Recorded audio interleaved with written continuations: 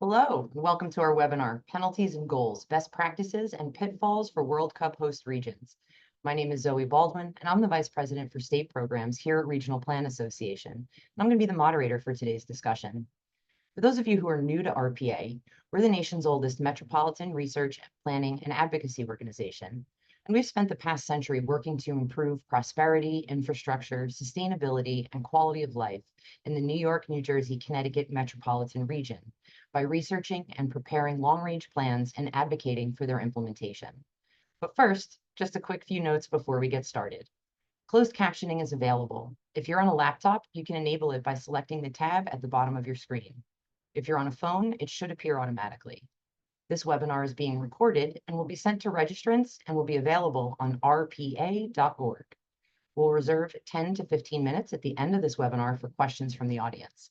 If you do have a question, please send them to us by selecting the Q&A tab at the bottom of the screen and writing them in the window that appears. We will do our best to get to as many audience questions as we can.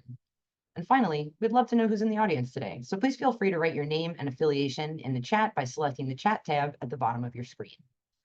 But without any further ado, let's get started. So, as we all know, the World Cup is one of the most prestigious and widely viewed sporting events in the world. And MetLife Stadium in Rutherford, New Jersey was selected to host 7 games and the final set, giving us an incredible opportunity to not only showcase our region on a global stage, but also to create long-term benefits for our communities. But amidst that excitement and an acknowledgement that 2 years is a relatively short time, what can our region be doing to ensure the impact of the World Cup extends far beyond the final whistle? To find out, we've assembled panelists that have worked in cities around the globe and bring a wealth of knowledge and experience in mega event planning and management, economic development, urban planning, and community engagement. We'll hear insights and ideas from their experiences so we can start strategically planning and implementing initiatives to ensure our region's legacy from the World Cup 2026 is a lasting and meaningful one. So without further ado, I would like to introduce today's speakers. Sarah Candaracci is the Associate Director of the Cities Planning and Design team in Milan and the Global Leader for Social Value and Equity for Arab, where she is at the forefront of designing and leading projects and programs focused on creating an equitable, inclusive, healthy, and resilient cities. Greg Clark is the co-founder of the Business of Cities and the chair of Connected Places Catapult, which is the United Kingdom's National Innovation Accelerator for Transport, Cities, and Place Leadership. He is also the author of 10 books, 100 reports, and has worked with 400 cities around the world. AJ Colletti serves on the executive leadership team for Arcadis and served as the major programs delivery lead, initiating and coordinating the master planning, detailed design, and program delivery for Qatar World Cup 2022. Beatriz Garcia is an expert in international cultural policy and mega events, specializing in the development of multidimensional research and evaluation frameworks and the analysis of long-term event legacies. She's also a member of the Culture and Olympic Heritage Committee, which is part of the International Olympic Committee. And finally, Nick Medway is the director of the Host Cities team for Arab, where he leads a specialized group focused on supporting governmental and sporting organizations during the bidding, delivery, and legacy stages of major events. And so thank you all for joining us today. I think we're in for a good conversation. And so we're going to hop right in with a couple of questions to kick off the conversation. And so, as mentioned, the focus of this panel is, how our region can gain lasting legacies. But 2 years is a short time. And so why don't we start by defining what we mean by lasting legacy and kind of talking about what is feasible for our region to consider. And so in particular, we can hope to produce what can we hope to produce and retain beyond the soccer matches, whether reputation, behavioral, cultural, the innovation economy. What are some of the non-capital intensive legacies we should be thinking about? Craig, why don't you get us started? Zoe, I'd love to do that. Good afternoon from London. Good morning to everybody in New York. And thank you to RPA for convening this. I think we should start by acknowledging that there are some unique characteristics to global events like a football World Cup. But you could also say this is true of some other events, and I'm sure we'll discuss them. Firstly, it happens at a fixed time and in a precise place. You can't put it off and you can't relocate it. It has a global audience, both in terms of the media spotlight, but also in terms of who comes. It brings a large visitor cohort, some of whom travel very long distances to come, but some of whom also travel within their own region for the first time.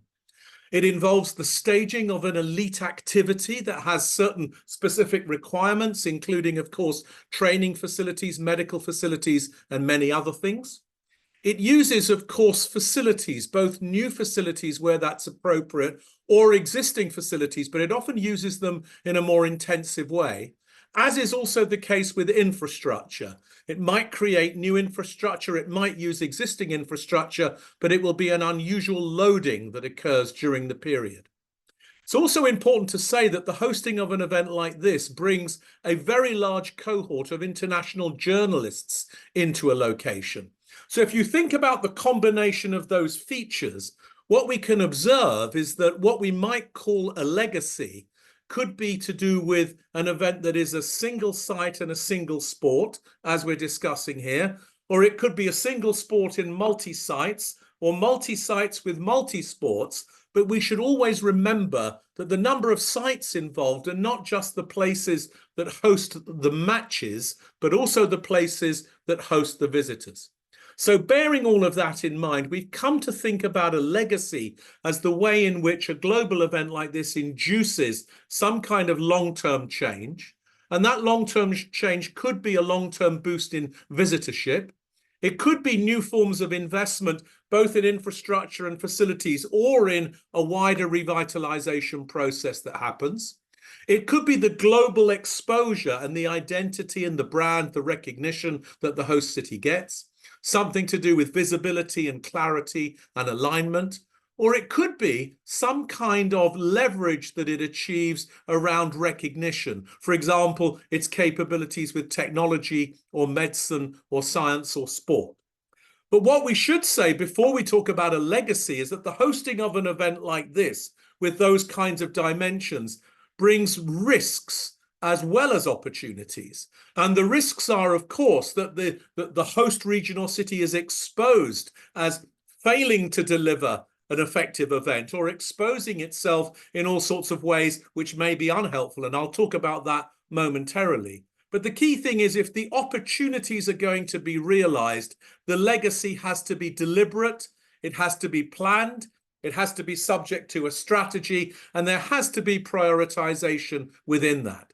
So overall, a legacy could be physical, it could be economic, it could be social, it could be environmental, could be to do with behavior changes, could be to do with identity, reputation, recognition, could cover all of those things.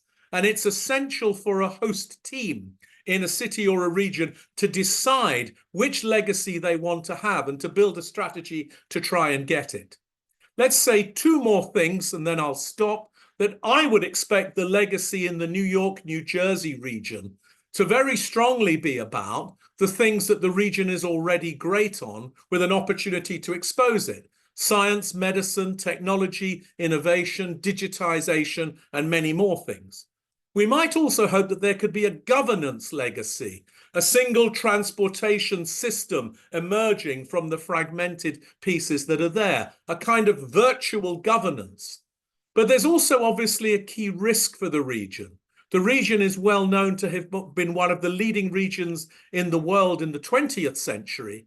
The question that the World Cup will bring is the region still a world leader in the 21st century? And what will people conclude, especially the journalists on their day off, when they look at the downtowns, when they ask questions about homelessness, inequality, and other things? How will the region stand up to the scrutiny of its own reputation?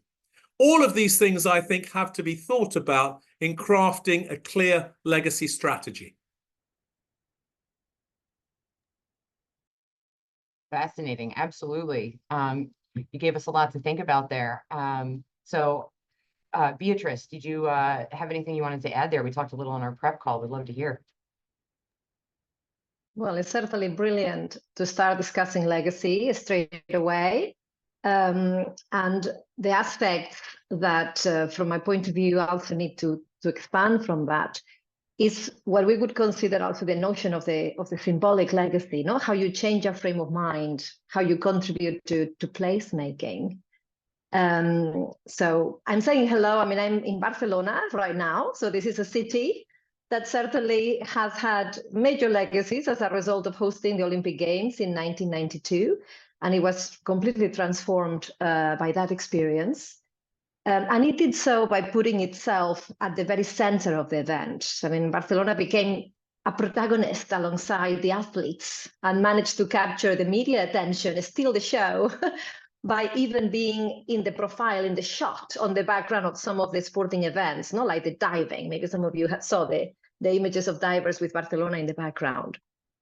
So I wanted to share with you the discussion around what do you do to relate to the tourism and attention that a World Cup generates for those that go beyond the football fans or the soccer fans. I think with a mega event like the FIFA World Cup, what we're talking is a global, once in a lifetime, iconic occasion that certainly needs to be used as an opportunity to profile or tell your story, the story of the host cities and regions. So I have specialized in that. The work I have been doing for the last 25 years has been on looking at the cultural programming of mega events, in particular the Olympics. And I think I hosted the world record as the person that has attended the most Olympics and seen the list of sport, because what I do is to be in the street. I go around the festival to see how the public, how the different fan groups engage with the location. And that is certainly key to legacy. So in the case of the World Cup, you have a really interesting opportunity in 2026. On the one hand, because of the multiple locations, and have it cutting across the US, North America, but also including Mexico. And you have an opportunity to advance what I have been arguing for a very long time, which is the notion of cultural programming, beyond just pure entertainment or fan zones. By cultural programming, what I mean is just the thinking that you do to present a narrative of place that can represent multiple identities and locate the event into the very unique context that it has, in terms of time and place. Many of the fans and the people attending the World Cup or wanting to be there might not have tickets. And those that have them also want to enjoy your location. So I wanted to share just a few notes, and we can see how that expands in terms of opening up the debate more broadly later. And it's how all of you as stakeholders with the different hats that you have in the audience, what can you do to start liaising with others and to think of approaches to making interventions in your city and your region that complement the mood and the branding of the tournament. Understanding the timetables, understanding the locations, understanding the approach to promotion. What images dominate? It's really interesting looking at the website right now and how the graphics that have been chosen. I don't know if most of you are from the New York, New Jersey area or other parts. I've been observing, what are the tones and the top associations that are being used right now to represent you, as opposed to Monterey or to other areas, to Vancouver, etc. Very important to understand the media as well. So the kind of media that will be coming to your area and the kinds of stories they will be fishing for. I think especially the last 15 years, 20 years, there is a thirst for talking about more than just what happens on the match. So thinking strategically about what the communities might have in mind, what they might have seen in terms of what is on offer, not just in terms of services, in terms of food, but also what might surprise them in terms of animations. What might take them and draw them, not to explore, yes, maybe your museums even, if it's done in a way that is festive and attractive and complements that excitement that, of course, football, soccer generates. And really important as well, how you reflect not only on the kinds of expectations and needs of your visitors, but also the needs of your locals. And especially when thinking around the cultural programming and the festive atmosphere of a mega event like the World Cup, these are really different things. Because many of the visitors will come, will have accreditations, will have tickets, and locals at times feel outstaged, no? Like at times they feel that it's harder to them to be part of the place than those that come from elsewhere. So it's really, really, really essential that you think of that, of how you deal with the disruptions, with the differences to the city, to the region that the local community will experience in the lead up and obviously during the tournament. So yes, what I would encourage, and let's see how we do in terms of the different angles, different questions that we want to explore today, is how you discuss your key messages as an area. No? So what is it that you want to communicate that is not very well known beyond the most iconic or recognizable aspects?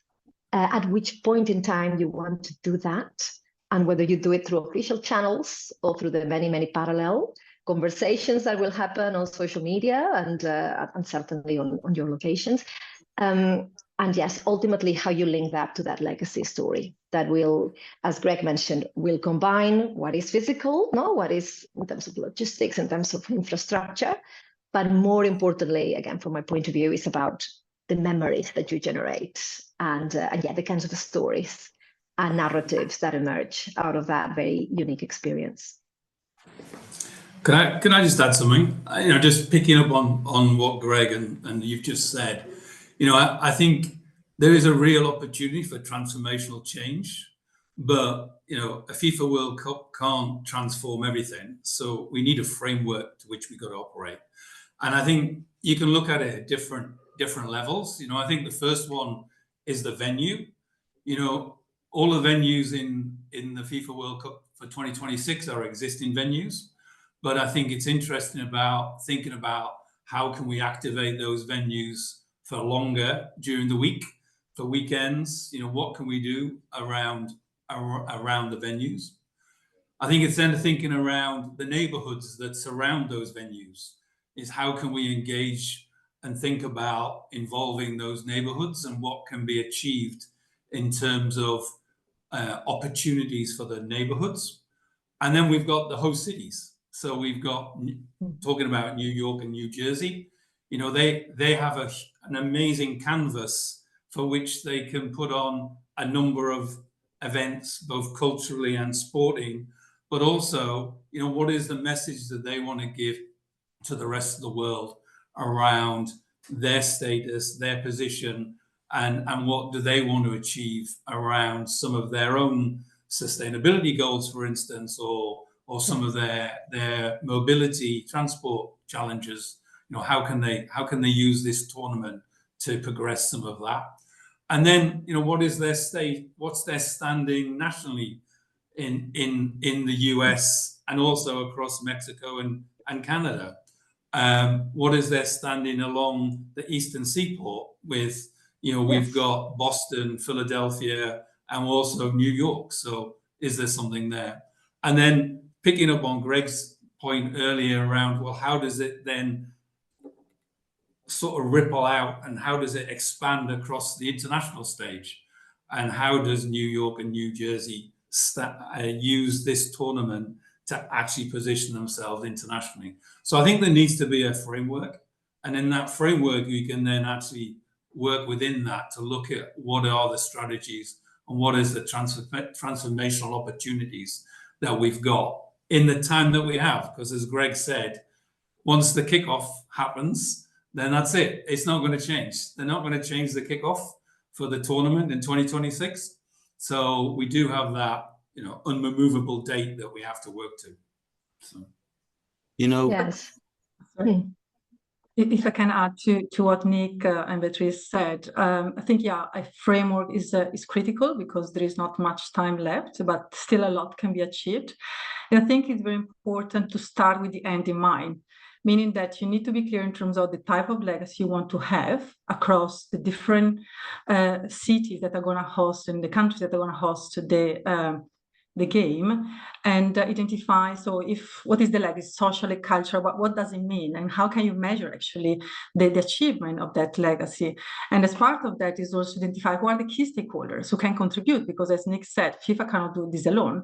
And so if you really want to achieve a huge legacy, you need to identify who are the foundations, the NGOs, the city authority, the government authorities, citizens who can actually contribute to achieve the legacy, but at the same time to identify the legacy that you want to have, because it's as Beatriz said, you need to consider what the local communities want, because in many cases they feel that they're not part of the game. They can have that feel because it's such a huge event that if they're not involved, they just sit there and watch the game from the TV screen, where actually there is a huge opportunity to involve them into the process, meaning that you can decide how can you create social outcomes by engaging, I don't know, schools or vulnerable communities in the city. What can you do with them so that you can showcase how good social outcomes can be achieved?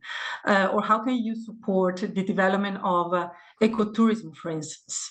So really thinking about outside the box in terms of what can be achieved the moment you start engaging different unusual stakeholders who are not necessarily related to the football games, but actually can contribute to deliver a legacy that is going to benefit everyone. And then the other thing I wanted to say is also the cultural element of it, because it's not only the diversity of cultures in the US and Mexico, but also all the support that's coming from all over the world. Going there is a huge opportunity to celebrate diversity, to celebrate cultural diversity, and so hosting events where, like in South Africa, I think that was they did during the game in South Africa, really use that as an opportunity to celebrate culture and diversity, to really shape the narrative you want to tell about the US and the Mexico, and so this diversity. So I think that's also quite important to celebrate diversity and culture. Yeah. Some of the things that I've been thinking about with regards to where some of the value in our legacy planning can be, there's two areas that occurred to me. And that is that, first of all, internationally, when people think of New York, they think of Manhattan. And one of the things that I think, one of the legacy takeaways that we can focus on is the fact that the metro area obviously includes Manhattan and Times Square, but it's also the Hamptons, it's the Hudson Valley, it's the Jersey Shore, it's Sparta, it's Saratoga, and so many other very important destinations that I think we could identify and start to explain to the world that the metro area is more than just the financial district of Manhattan. And that's, I will talk about later on as we talk about geohistorical branding and some of the things that we utilized in Qatar with regards to establishing identities for these destinations and how we can use that to play into some of our programs. Secondly, to pull off games such as this, these major events, it definitely requires an unprecedented level of intergovernmental cooperation and coordination. Post 9/11, and there was a horrible way to find out about some of these things, but we realized that communications between simple things like the Department of Transportation and the police and the ambulance people, first responders, is extremely important. And we have to be able to develop that type of cooperation and coordination across state lines. So in New York, we were working to coordinate police, fire, ambulance, emergency response, but also the federal government, federal intelligence agencies, et cetera, because all of that is just as much a part of a successful tournament or tournaments, and we have to keep that in mind. And if we can develop that type of coordination, it obviously went well beyond 9/11 and our ability to coordinate with other agencies, but it was a very important legacy component that we can benefit from if we can start to bring together some of these transportation entities, regional transportation for rail, bus, light rail, auto, bike trails, etc., to support not only the sustainability and intermodal operability of the games, that is going to be very important, but also to create a sense of regional coordination between these government and transportation entities and critical infrastructure entities as well. Absolutely, that's great. And it's also a really fantastic transition to our next question, which, you know, some of our speakers kind of hit on it, right? But New Jersey is more than the Meadowlands, and New York is more than Manhattan. So I'd love to hear, Beatriz, you know, you kind of brought some of this up before. How do we start looking at some of those, bringing people out and drawing them out to the other places in the region outside of this, where the games are and the center city? Yes, I think it's something that I was trying also to refer to earlier. It's obviously, this is an opportunity for people to explore. And what we have more and more, I think there are more and more curious minds when you get into a place to actually go beyond the expected. But you have to be prepared. So it's obviously understand their time frame. So the way of drawing people beyond just the core or the more saturated environments is to try to understand and predict their expectations. So obviously, if one of your targets is to change approaches to tourism or to visitors, you really have to think carefully about the kind of people that might descend on you and how much time they have, or how much you pick their curiosity for returns. No? So not everything will be achieved directly during the World Cup itself, but you want them to come back. And for that, what you need is that storytelling. So yeah, what are the panels? How you're going to be dressing the city? What banners? What things will be going on that will make them curious, and also challenge their preconceptions, no, of what your area is about. The same could happen with locals. Something that is amazing with major events of this kind is that they can also help you to rediscover your city and region because they get taken over by communities that at times might understand, the way a World Cup city functions more than yourself. No, we say that with Olympic City. No, the Olympic City, Paris this summer will have more to do with Barcelona and with London than with the kind of Paris that Parisians are used to. And those of us that have been at many games will understand and will be able to navigate that city in ways that the locals might be a bit astonished by. So consider that as well with how a World Cup functions as an opportunity to tell different stories, even to your own communities. We were talking earlier about the importance of using those venues also beyond the times of the competition and tournament, how you work with schools, et cetera, how you work with the health sector, with carers, with other communities that also should be invited to be part of the celebration at some point. For all of this, what also is very important to take into account is how the organizing committee is going to operate. So I don't know how many of you have had experience with the Olympic Games, the Olympic and Paralympic Games. In there, you have very, very clear toolkits and reference on how you manage your different stakeholders.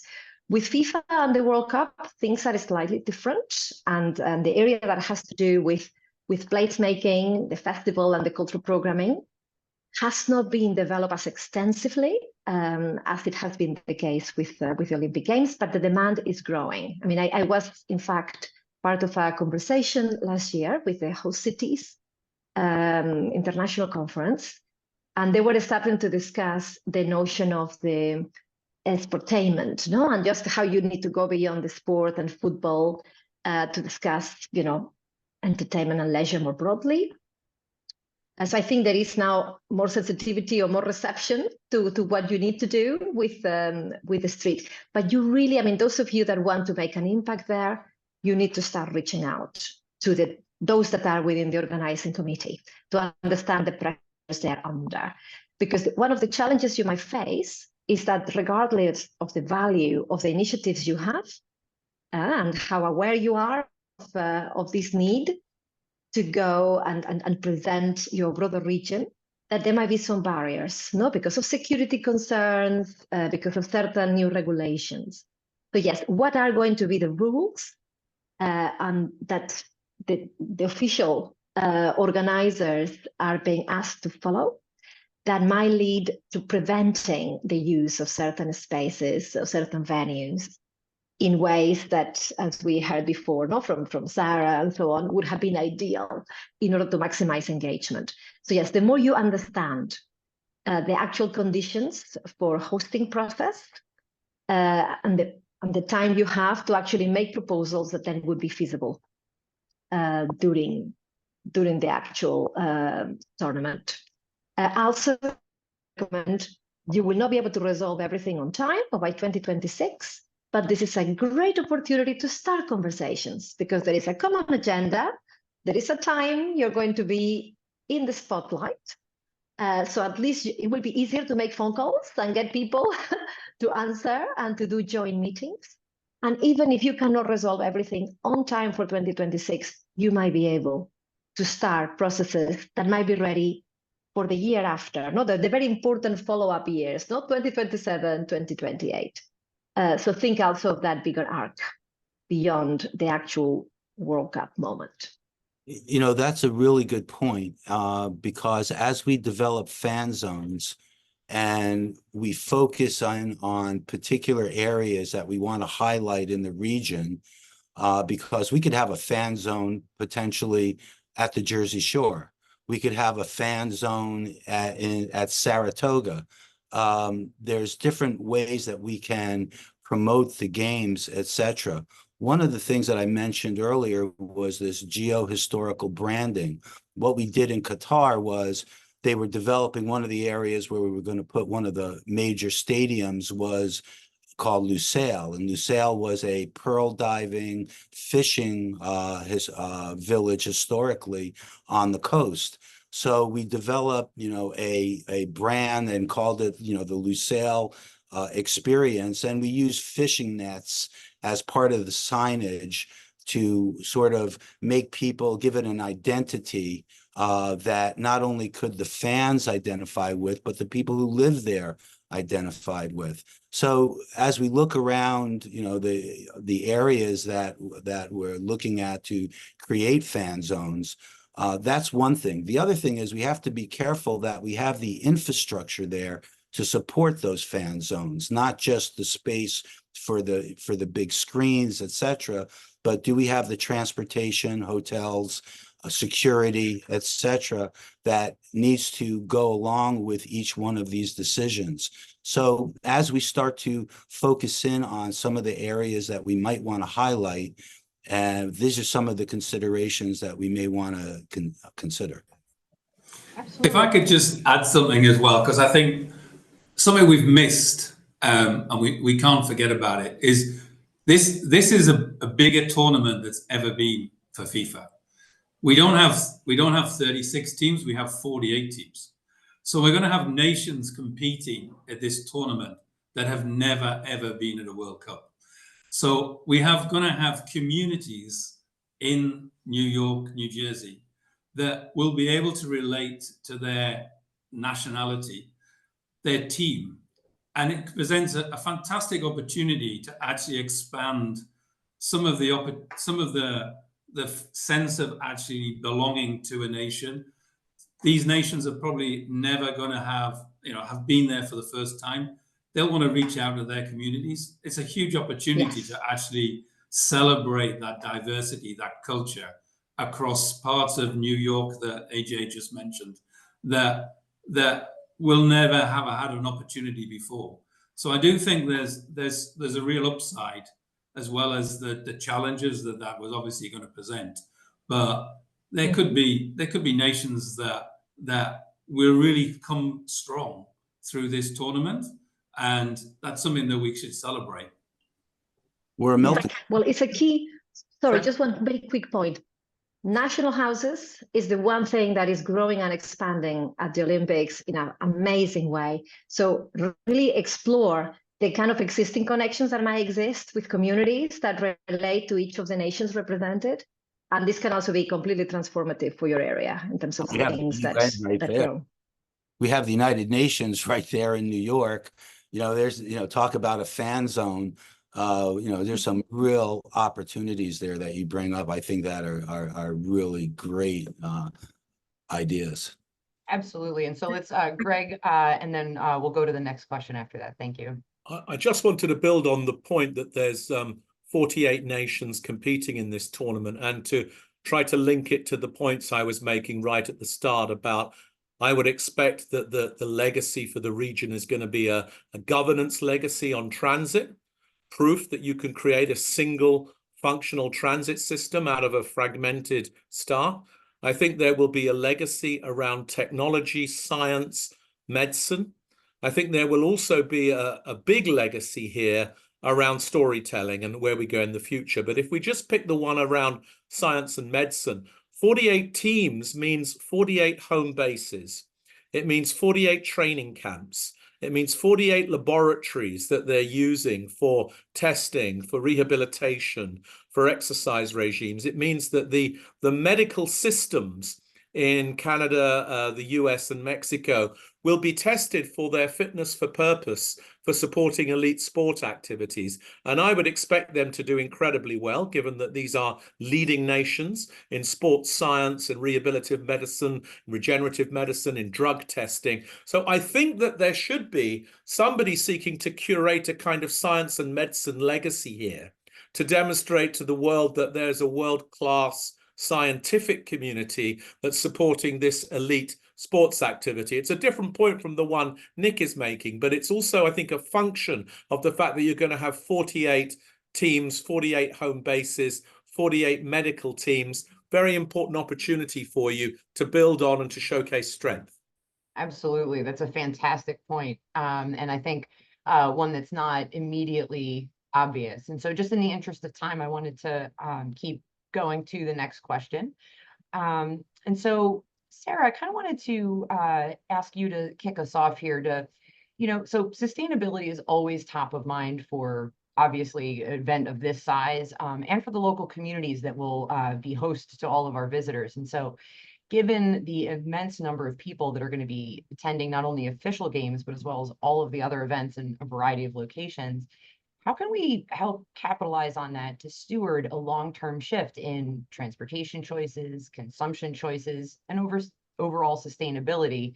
And perhaps what are some of the strategies we should consider to help mitigate the impact of the tournaments? Sure. Definitely.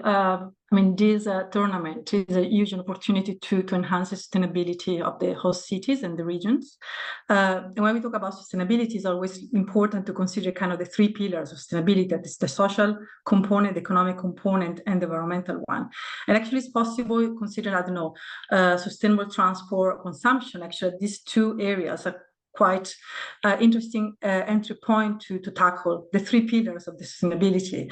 And I think that the example of Paris that was mentioned several times is actually, a good example of how the Olympic Games are transforming Paris and transforming completely the shape and the dynamics and the behavior also of people living in Paris and covering particular transportation part of it.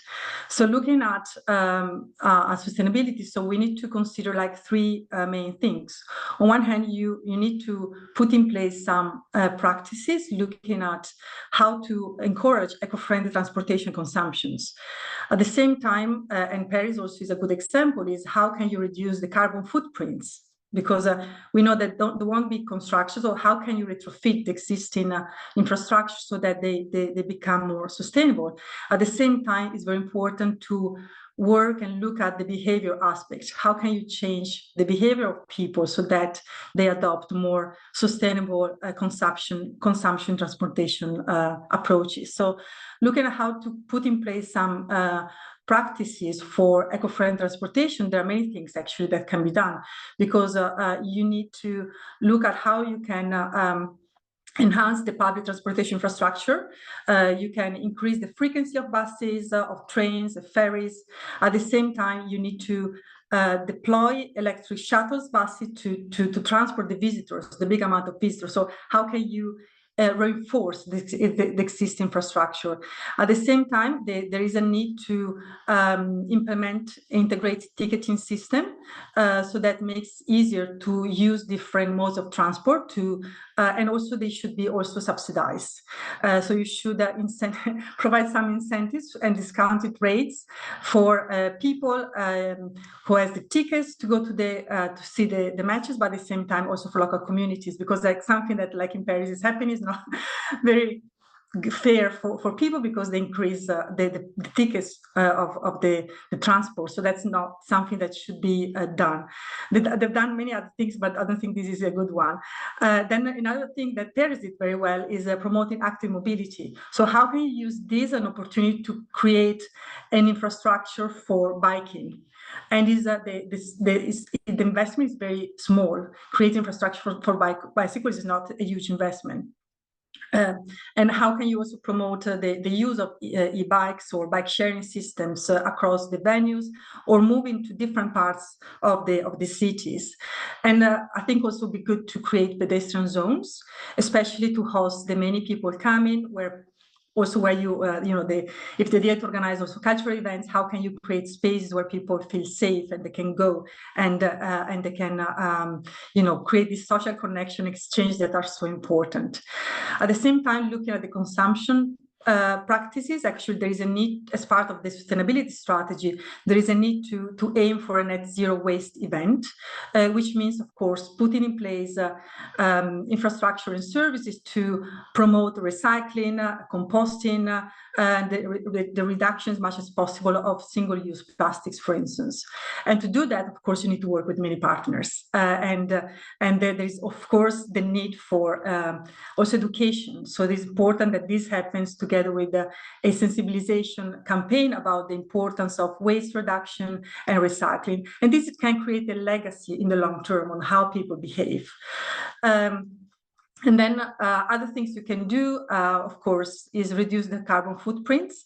So, of course, trying to use renewable energy as much as possible in the venues, also for lighting, heating, cooling systems. So try to see how these venues can be retrofitted so that they become more sustainable. Possibly also partnering, trying to offset the carbon emission by, partnering with the environmental organization, for instance, to plant trees and restore natural habits. So there are many ways for actually addressing this issue. And then the last part, which is extremely important, as I said, is changing people behavior. And this is kind of central, because you can have the best infrastructure, but if people keep the same behavior, you won't create the legacy you want. So it's very important to work with schools, work with awareness creation campaigns, work on education, organize workshops around sustainability, and involve kids and adults as well, as much as possible. So also maybe create interactive exhibition in the venues using recycled materials. So really trying to show that this is an event that is sustainable and that in the long term. And then at the same time, it's very important, it was said many times, but using this as an opportunity to promote active living and well-being. So to organize a number of events around this huge event, to engage in schools, engage in association, not necessarily only around football, but can be like organizing a run for kids or for families, so that you can really promote the a different style life across the population, or other activities that can be done also to change behavior, but also to reduce the carbon emissions, like something that, for instance, World Athletics is doing with Strava Strava Metro, they're measuring the impact of how the reduction of CO2 they can be done by starting to promote around big events, walking or cycling to the events. So it's something that is already happening in many cities around the world, but can be like a nice opportunity to test them and implement them also for this tournament. It's fascinating. And I want to pivot to our next question because it kind of flows right into it. And, you know, a few of you have kind of touched on this, and the Q&A box is filled with questions about this. So, you know, let's start with AJ on this one, but, you know, because you are actually from the region, you use our transport regularly here. And as mentioned, you know, we have more public transportation than most of the US in New York and New Jersey, but the system's not unified. It's multiple systems run by a variety of entities. So I'd love to hear a little bit more about how to help, you know, facilitate that culture shift that Sarah and Greg and AJ have referenced. Nope, you're muted. Thanks. Critical infrastructure, security, and planning is going to be very critical to what we're doing, not only to put in place the primary plan or plan A, but it's really important that we have a plan B and a plan C, both in terms of divergent and redundant types of infrastructure. If the electricity is down and we're going to go from Amtrak to New Jersey Transit, their electricity is down as well. So we have to have other plans in place should these types of events occur. One of the most important aspects here is, again, coordinating, I think, many of the governmental assets that we already have in place. We talked about sustainability, and one of those aspects is efficiency in governance. The state of New York, for example, the governor's office has what's called the Urban Cultural Parks Advisory Committee, which has already focused on how to enhance urban cultural centers, and can we dovetail our efforts into those types of efforts? How do we leverage assets that are already in place and sort of maybe just turn them a bit to accommodate the programs that we're trying to put forward without trying to have to recreate the entire wheel? After, I don't mean to keep harping on 9/11, but after 9/11, it became evident that one of the key issues had to do with communications between departments and areas that don't normally communicate, Department of Education with the police department, etc. So the city of New York held a 3-day war games conference. It was held by the U.S. Naval War College, and they basically brought all of these different entities together and had them start talking with each other, and they never talked to each other before. And it was critical to understand what one entity would do in a particular scenario, but also what would all these other entities do that maybe are indirectly involved. So I think one of the biggest priorities that we're going to have to address is who are these governmental entities that we need to support, explain to them what our vision is, and then engage them in a way that where they can support what we want to do in a way that's consistent with our plan. And if there's a problem there, we have a chance to talk it out, work it out, and come up with a mitigation or a solution to these issues. But we have to start the dialogue, I think, very soon to start to put these pieces in place so that these discussions can start. How does New York DOT talk to NJ DOT? How does Amtrak talk to the Port Authority? Those types of things. How does the state police in New York talk to the state troopers in New Jersey? And how do they talk to the federal government? Those types of things, I think, obviously need to be addressed early on. And the sooner we get those conversations started, the better off I think we're going to be. Completely agree with that. And I think a good example probably would be London 2012. I know it's a long time ago now, but, it wasn't unified, the transport system in London. and they put a lot of effort in bringing all of those different agencies together and made them work and collaborate and look for and integrated solutions to improving the transport connections, and it worked.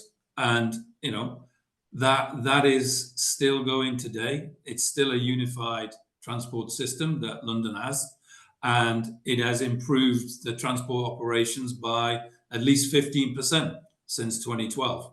So I agree with you. I think there is a huge opportunity for New York and New Jersey and the agencies responsible for the transit systems to come together and to work collaboratively to ensure that the existing communities, the spectators, and also the visitors that are coming to be part of this tournament but actually not go to the games, how they can be moved around safely, how can they be transported. And it will be a combination of all of the existing transit systems, but it will have to also be complemented with probably some buses and some and also working closely with the Ubers and the likes as well. But I think that to me is the greatest opportunity that we have for this tournament in New York and New Jersey is looking at how we improve that transit system. One of the things that we often talk about is the governance legacy from an event like this. And I think what you've just heard AJ and Nick describe is a perfect example of that. The idea is that because suddenly the demand for transport is so much greater, it's so intense, if you can rise to the challenge and you can make that work with an integrated offering, there's a legacy that you can then have forever if you realize that it was possible to do. Organizations stepped out of their silos, created a different way of working, created a new virtual mobility as a service or transport as a service platform. That could be a permanent legacy. And how advantageous would that be for this region? Because there's so many amazing things about this region that make it world class, but transport isn't yet one of them. You know, that's a really important point. Attaining horizontal integration in a very siloed, vertically siloed environment is going to be one of our biggest challenges. And there's a way to approach it. There's a way to do it effectively, but it's a big lift. And getting back to the sooner we get started at it, the sooner we can start to understand each other's needs and challenges so that we can work together to find solutions. Yeah. Back to my 5,000 journalists that are in the city to cover the matches.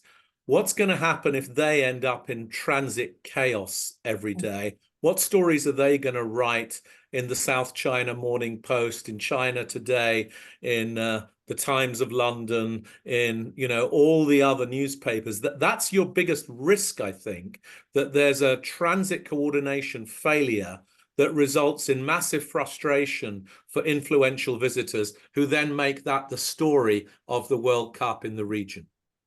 Mm-hmm. This is what happened in Atlanta, by the way, in 1996. They did so many things right, but because the transport didn't work, some key points, it completely overshadowed the narrative and the perceptions of success. And this is why it's good that the agenda is about legacy, but we also have to look at risk, because we've also got the Athens Olympics, we've got the Rio Olympics. In recent memory, there have been global events that have been hosted in regions where, on balance, the long-term consequences have been more negative than positive.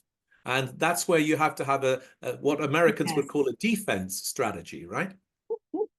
But let's say, because obviously the challenges in Rio are completely impossible to compare. I mean, it's a city is evolving. In Rio, the legacy is evolving. But yes, that's as challenges go, probably it doesn't compare. I feel that what you're saying with the integrated transport as a key legacy, it also, in terms of that transversal agenda, it goes hand in hand with that approach to placemaking, with where do you want to go, with connecting places that have been isolated for so long and you didn't consider are part. So I think is where the physical connects with the symbolic. You know, how you change also your perception of what is close to you, what is near or what is far, that for a very long time has been shaped by those limitations in transport. So yes, I would like to go back into that notion of placemaking and how key that is, and then obviously to put it in parallel to the governance infrastructure, the governance frameworks that you require to make it happen. Even if you cannot complete everything on time, no, but be ready for the next 10 years. There's so many cycling groups and hiking groups, etc., that I'm sure would love to be involved.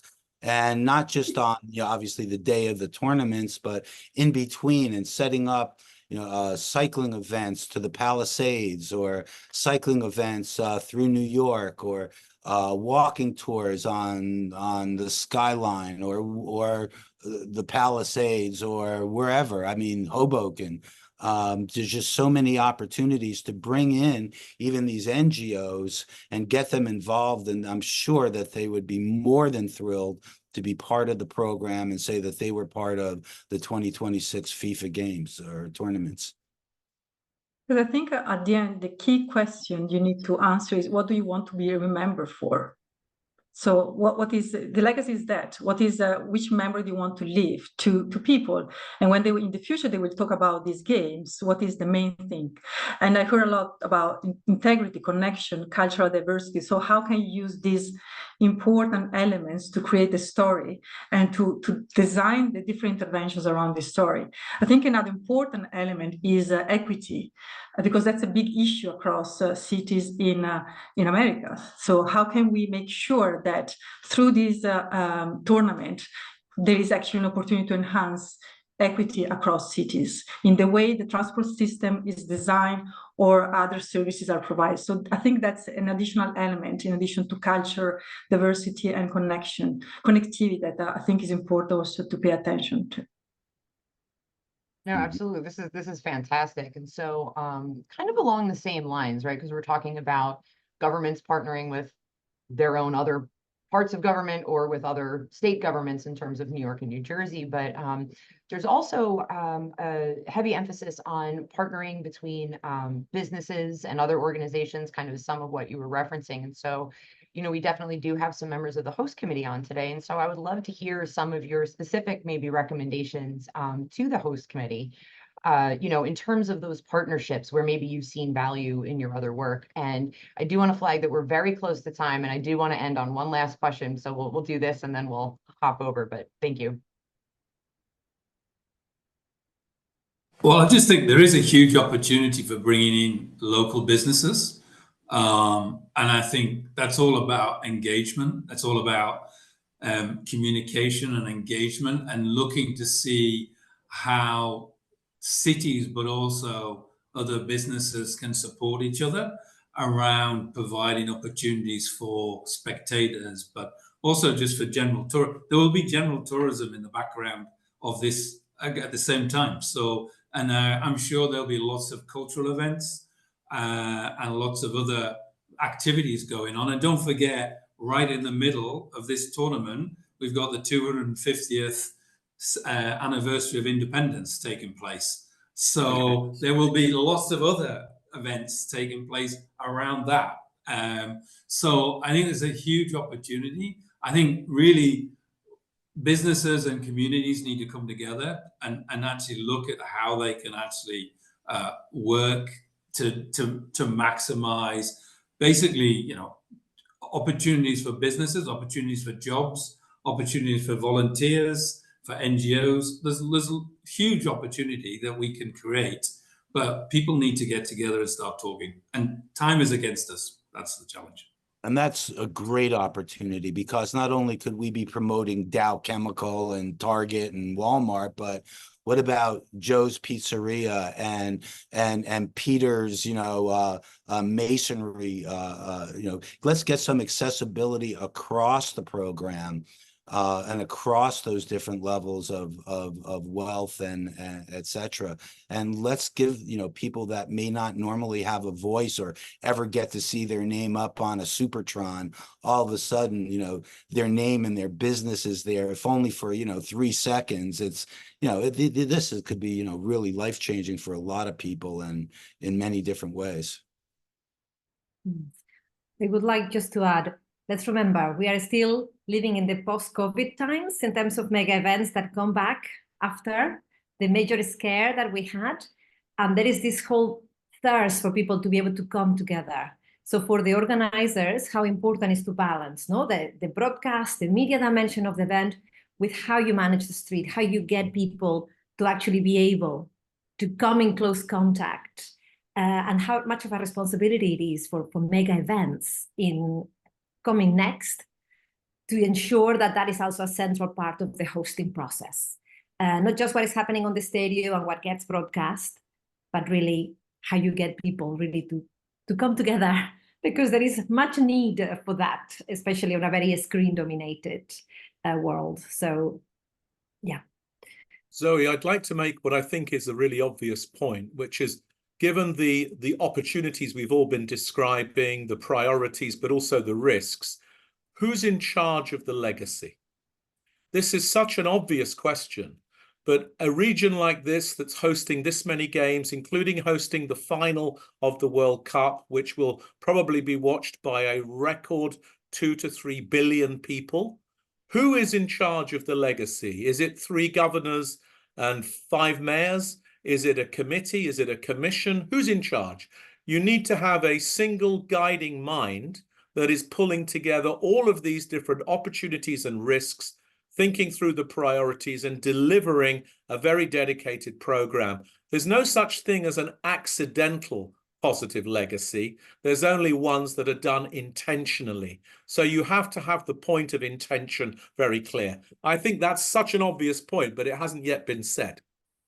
No, that is a really good point. And so we're just over time, but I do want to go finish with a little bit of a round robin. And so I'll ask that each panelist answer, and but keep it very short. But, you know, so what do you see as the biggest or best opportunity, and what is the biggest obstacle to that opportunity? And so let's start with Nick.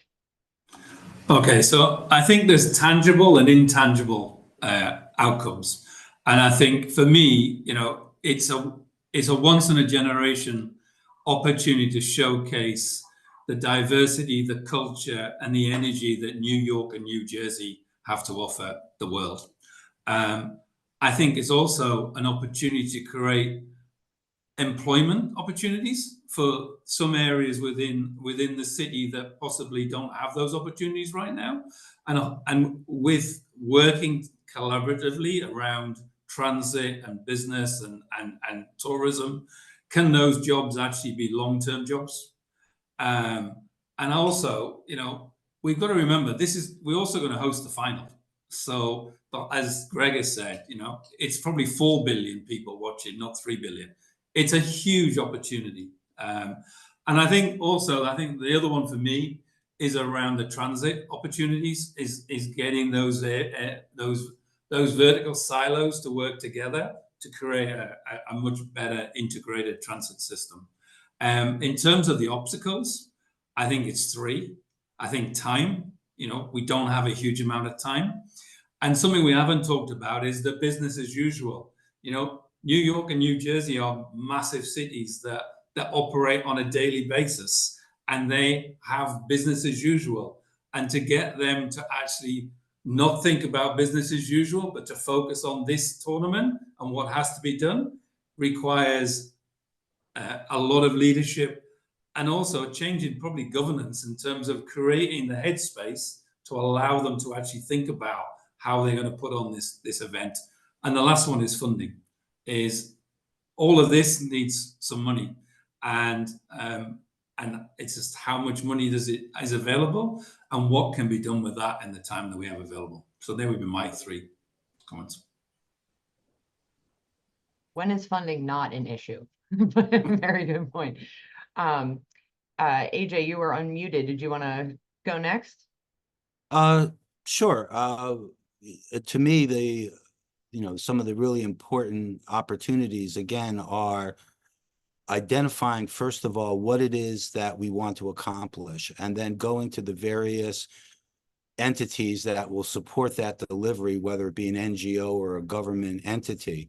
But one thing I've learned in government is that if you want government to do something, you have to identify what it is you want them to do. If you leave it up to the government in general to understand the problem and create the solution, we don't have that kind of time. So I think one of the opportunities that we have is to take the issues we discussed today, identify what the opportunities are, what the approach to coordinating and delivering on those opportunities, identifying who's involved as a stakeholder, and get them engaged as quick as possible. Because again, getting back to horizontal integration in a vertical environment is going to be, I agree, one of our biggest challenges. And the sooner we get on it, the sooner we can start sorting through that. Absolutely. Thank you so much. And just going around, Sarah. And I think it's really builds on what was just said. I think really a huge opportunity for to become really the games of diversity, of inclusion, of equity, of connectivity. So really change bring this new type of story on the table. So how can we get there? So I think that's a huge opportunity, because it's really, as we said, so many different cultures living there, and so many different, countries coming to the games and to visit for the many events happening. Of course, the obstacle, in addition to time and money, that are kind of the classic, to really deliver social outcomes or looking at social value, you really need to have a meaningful engagement with the communities. That is not just a tick on the box. This, of course, requires time, expertise, capacity to engage in a meaningful way, ongoing way, different groups in society, particularly the most vulnerable groups in the different host cities. So that's very important, can be challenging, but it's doable, it's feasible, and the results can be really outstanding. Then the other thing is about the capacity to manage different unusual stakeholders. So not the normal stakeholders that are normally involved in these games, but looking at, as was mentioned, stakeholders working on tourism, but ecotourism, volunteers passionate about hiking. So how can we identify these stakeholders and engage them so that there is actually this new type of activity that maybe were not planned before or done before in other games. And of course, to be clear in terms of who is in charge. Of course, it cannot be only one organization, but it could be like a committee, I don't know. As Greg said, it's quite important, because legacy is not something that just happened. It can be like a domino effect. The moment you start to do this type of activities, then the legacy can grow and grow. Sometimes it cannot be unexpected, but you need to have a mind behind that, to think also be outside the box. Business as usual doesn't work. Of course, it's the safer space where normally people look at, but it's not the one that can transform cities for events like this. So yeah. So again, what is the change that you want to create, and how do you want to be remembered? I love it. Good focus on intentionality is always key, for sure. And so I'm just going around in order. So Beatriz.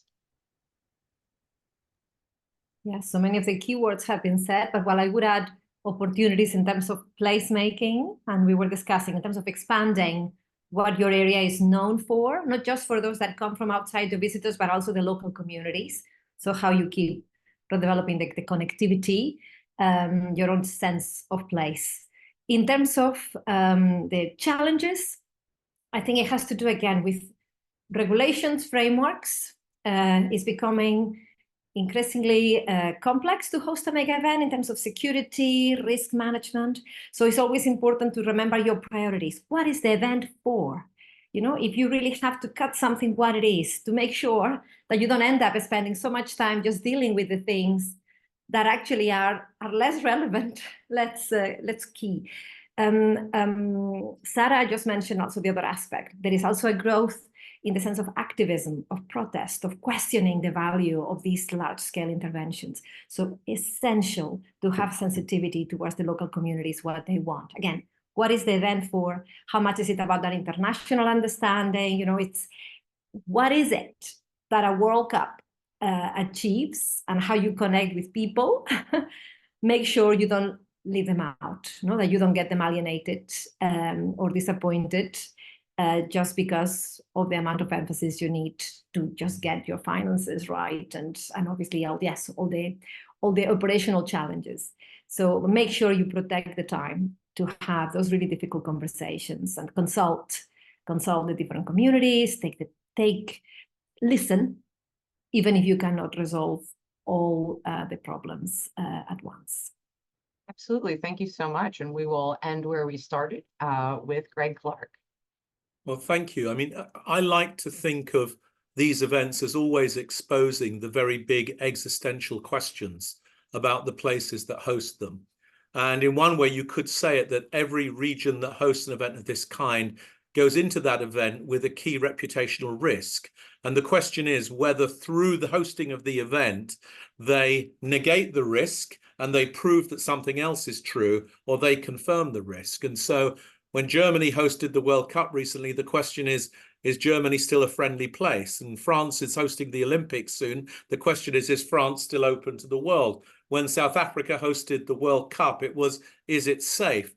A similar kind of question exists for this region, which is it still the world leader it was for most of the 20th century? And is it still the go-to region that in so many people's minds represents progress, diversity, democracy, entrepreneurship, and everything else? And I think the task is to prove that in the 21st century, this region is a leader. And the event, I think, can help to do that, firstly, by celebrating that global, diverse cultural mix that this region has always been and is a beacon to the world, in a sense, on that. It can, I think, celebrate its science, technology, medicine capabilities, and I've already described how that could work. We do need to show that the transport governance really works. It is possible to get around this region without driving a motor car. It has to be proven during this event, or forever, as it were, there's a relegation process there. And this region is a leader in technology. So why aren't we going to use digital technologies to manage and to operate so much of the crowd management, the messaging, the wayfinding, and everything else? And ultimately, this is an opportunity for regional leadership to emerge in a region where we know there's fragmented governance. And I think that there are three risks as well. I've already mentioned them. The one risk is that it simply exposes all the homelessness and inequality. Another risk is that the downtowns look like they haven't recovered from the pandemic, as they have almost everywhere else in the world to a large extent. And the other big risk, of course, is the transit risk, that genuinely there is gridlock and people get completely stuck.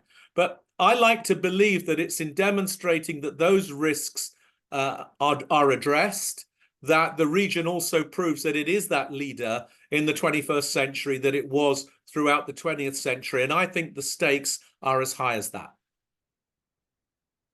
Absolutely. What a way to go out. That was a really kind of, good summation. And I can't thank you all enough for joining us today.